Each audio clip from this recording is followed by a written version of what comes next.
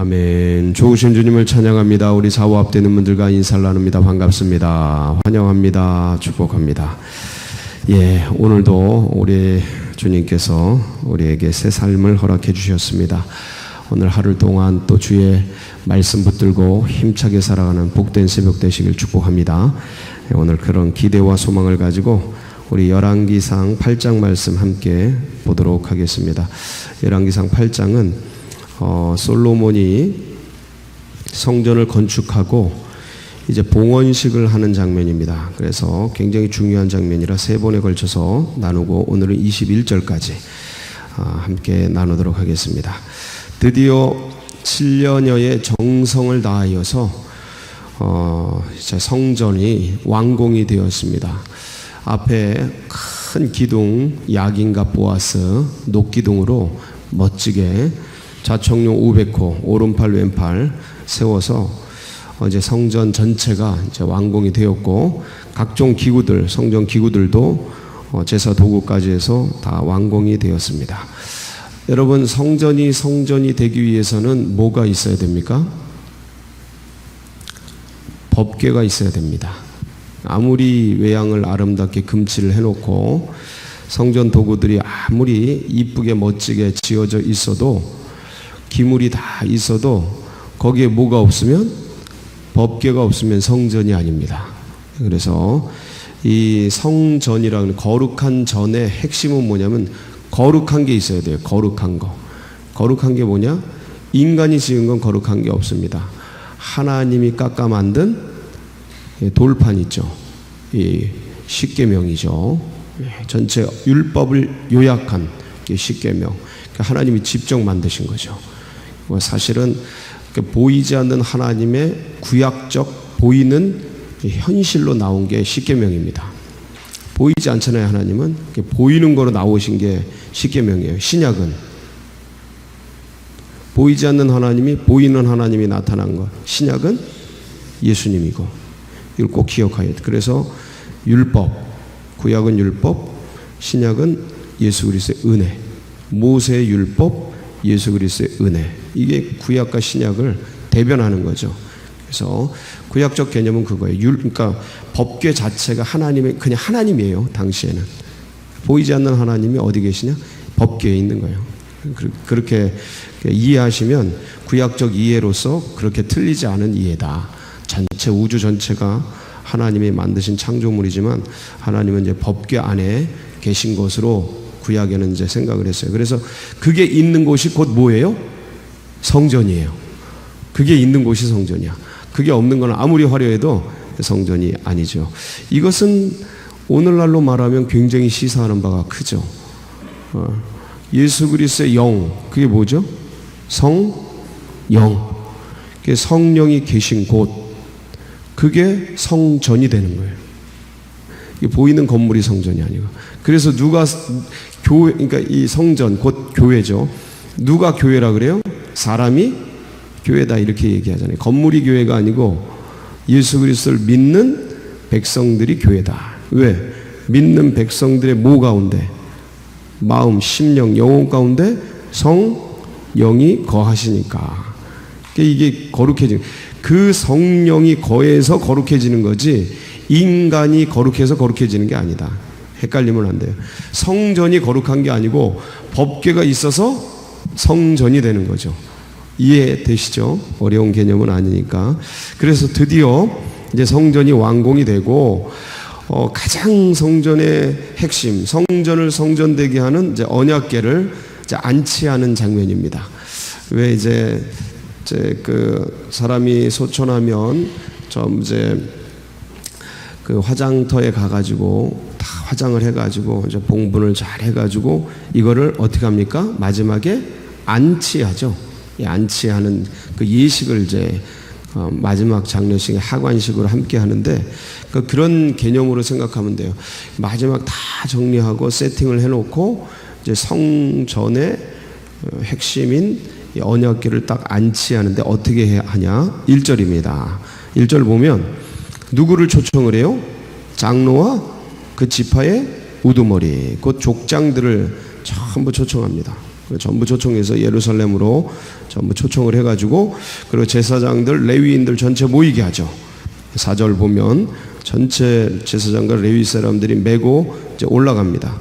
그래서 그 앞에 모인 회중이 함께 궤 앞에서 뭐를 드려요? 양과 소로 제사를 드립니다. 제사를 드리는데 셀 수 없이 많이 드려요. 너무 기쁘니까 이제 성전을 완공하고 하나님이 임재하는 거예요. 우리가 만들어 놓은 예식장에 신랑 신부가 쫙 들어오듯이, 신랑 신부 없으면 예식장이 예식장이 아니죠.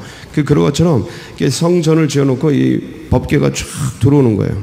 들어오니까 너무너무 기뻐가지고 거기서 제사 지내고 기뻐하면서, 그러면서 이제 안치를 하는데 어디다 안치하느냐? 성전의 내소인 지성소에, 그룹들 사이에, 거기 전부 그룹으로 꾸며놨습니다. 지성소는 거기에 다 안치를 해 놓는 거예요. 그러고서 그 안에 뭐가 있습니까? 9절. 자, 여러분 좀 달라진 거죠. 9절 한번 볼까요? 시작. 그 궤 안에는 두 돌판에 아무것도 없으니. 자, 여기까지. 원래 법궤 안에는 뭐가 있었어요? 세 가지가 있었는데,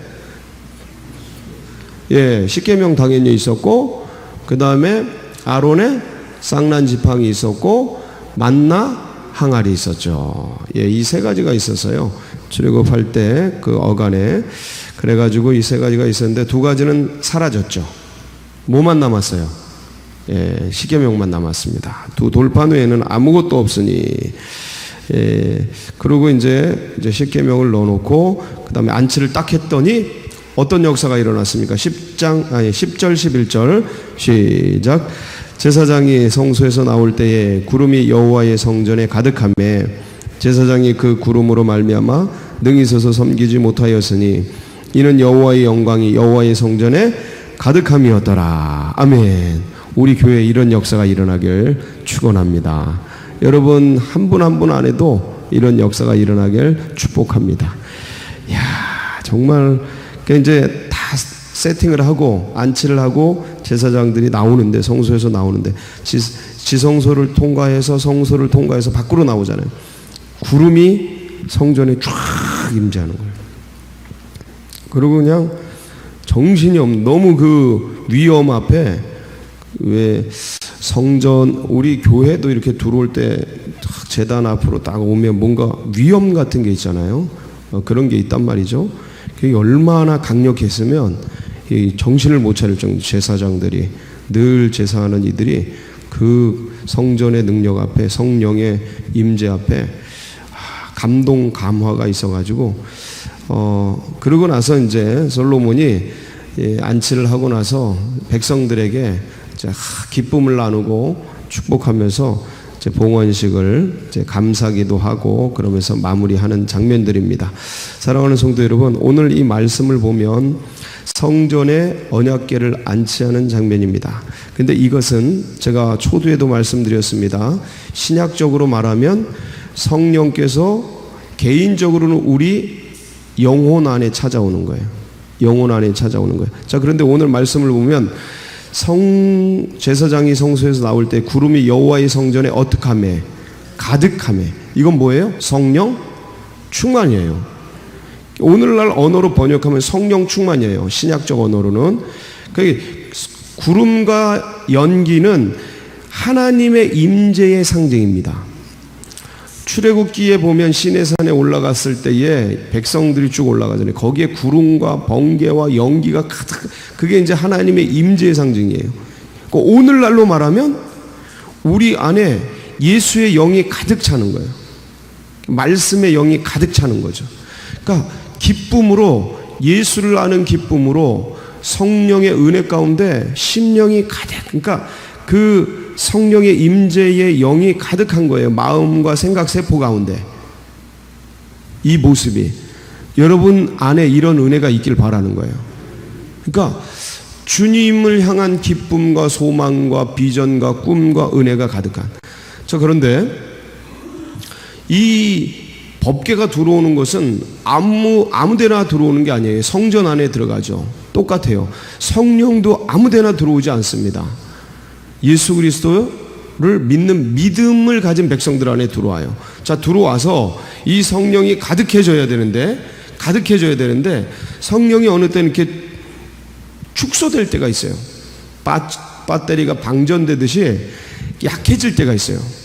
성령이 그렇습니다. 성령이 줄어드는 게 아니고 성령은 늘 한결같은데 성령이 역사할 수 있도록 하는 인간의 영이, 믿음이 약해지거나 사라지거나 막 그러는 거예요. 성령은 늘 그대로인데 그 개념을 제가 이렇게 설명하는 거예요. 성령이 줄어든다 이렇게 설명을 드리는 거예요. 성령은 늘 그대로입니다. 근데 성령을 향한 인간의 믿음과 인간의 신뢰와 인간의 마음과 사모함과 간절함이 이게 막 첫사랑이 줄어들고 식어들고 없어지고 사라지고 그러는 거예요. 존재 자체가 없어지진 않아요. 믿음이라는 게. 근데 그게 줄어드는 거지. 배터리가 방전이 되면 힘이 없어지고 사라져 버리잖아요. 에너지는 그대로 가지고 있는데 이 개념을 알아야 돼요. 우리 인간도 똑같이 그럴 수가 있어요. 믿음이라는 게, 주님을 향한 사모함이라는 게, 사랑이라는 게 존재 자체가 사라지는 건 아닌데 방전돼 버릴 수가 있다. 잘못 취급하면 자동차 배터리 방전되듯이 그렇게 에너지가 방전이 될 수 있어요. 그렇지만 그럼 어떻게 이거를 충만하게 할 건가? 초대해야죠. 성령을 계속해서. 여러분 오늘 그런 시간 되기를 바랍니다. 그러니까 주님을 사모하고 갈급해하고 목말라하고 간절히, 이번 주일 말씀 아니었습니까? 간절히 주님을 찾고 찾으면 그분이 우리를 그냥 내버려 두지 않으셔요. 고아처럼. 그래서 오셔서 점프라 그러죠. 자동차 딴 게 자동차가 와가지고 배터리 가져와가지고 팍 띄워주는 거. 그래서 기능을 회복하잖아요. 원래 존재하고 있었던 에너지를 켜주잖아요. 켜준단 말이에요. 여러분 이 빛이요, 이게 에너지가 이걸 끄고 있어도 에너지가 그대로 있습니다. 끄고 있어도. 근데 그걸 누군가 켜줘야죠. 그럼 빛이 발하죠. 끄고 있으면 빛을 발하지 못해요. 그 똑같은 개념이에요. 우리 안에 빛이라는 존재가 없어지는 게 아니고 그 기능은 가지고 있는데, 능력은 가지고 있는데 그게 꺼질 때가 있다. 없어진 건 아니에요. 가지고 있는데 능력이 발해지지 않는 거죠.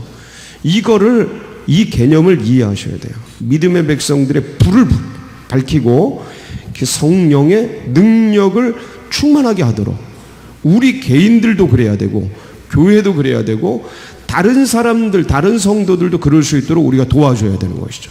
그럼 빛의 통로로, 축복의 통로로 쓰임 받아야 하는 것이죠. 그래서 언약궤가 들어와서 성전이 성전됐습니다. 똑같이 우리 믿음의 백성들은 우리의 심령 성전, 우리의 영혼 성전이 성전이에요. 너희가 성전인 것과 너희 안에 성령이 거하시는 줄을 너희가 알지 못하느냐. 고린도전서 3장 16절에 그러죠. 너희가 성전인 것과, 너희가 왜 성전이에요? 너희 안에 성령이 거하시니까 이 소리예요. 그러니까 그 성령께서 마음껏 충만하게 역사하도록 우리는 그 성령을 향한, 주님께 성령 충만이 뭐냐면 예수를 향한 갈망이 있으면 성령이 충만해져요. 왜냐하면 성령은 누구의 영이라 그랬죠? 예수를 증언하는 영이에요. 오직 성령이 임하시면 너희가 권능을 받고 예루살렘과 온 유대와 사마리아 땅끝까지 이르러 내 증인이 되리라. 그러니까 성령은 예수를 증거하는 영이에요. 그러니까 예수님을 사모하고 예수님을 전하고 예수님을 증언하고 이럴 때 뭐가 역사예요? 성령이 역사예요. 그러니까 예수를 알고자 말씀 보고 기도하고 예수의 이름을 부르고 예수님 도와주세요 찾고 구하면 누가 반드시 역사하면 성령이 역사해요.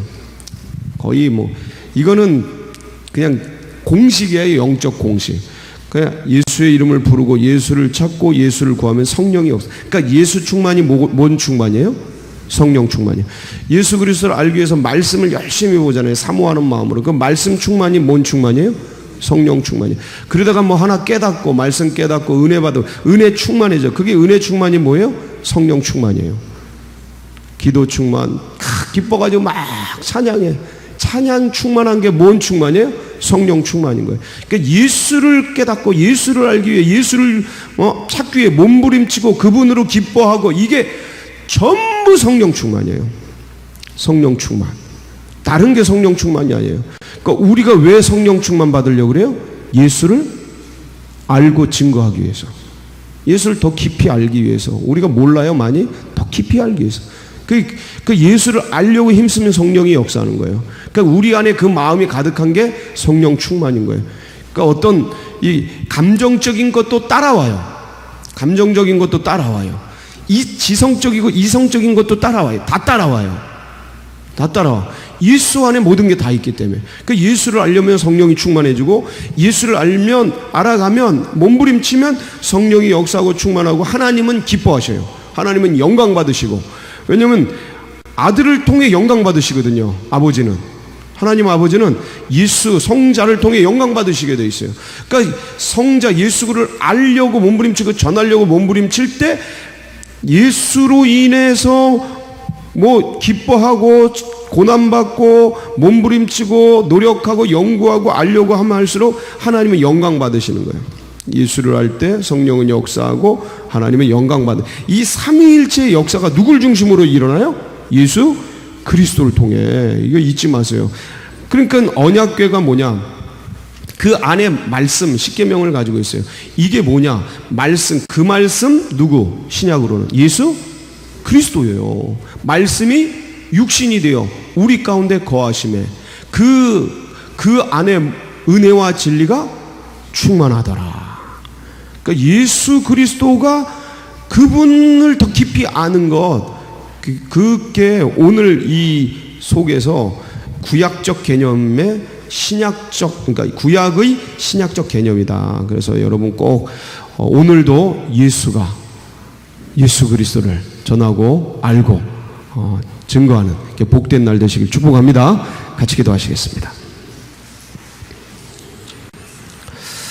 이런 믿음과 신앙이 우리 다음 세대들 그리고 새가족들에게 흘러가도록 위해서 기도해 주시고, 그리고 이제 수능이 78일 남았습니다. 많이 안 남았습니다. 2달 하고 보름께 남았는데 우리 학생들 지치지 않도록 힘을 주시고 체력 주시고 지혜 주시도록 위해서 기도해 주시고, 이 나라 민족 우리 교회 여러분 각자의 삶을 위해서 우리 주여 한번 부르짖고 다 같이 기도하며 나갑니다. 부르짖습니다.